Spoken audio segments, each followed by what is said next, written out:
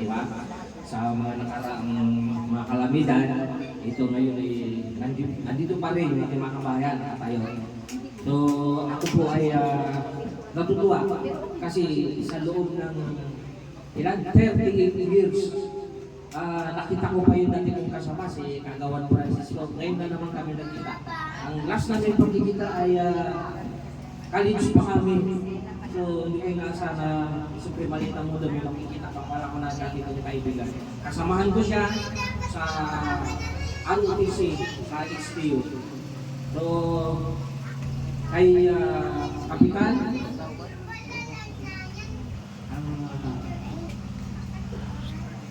Berli gabi kay Kap, pakisa dinala yung taos-pusong pasasalamat po ng PIO sa mga kagawad po na nandito, sa mga teacher, digay teacher, mga magulang, sa ating mga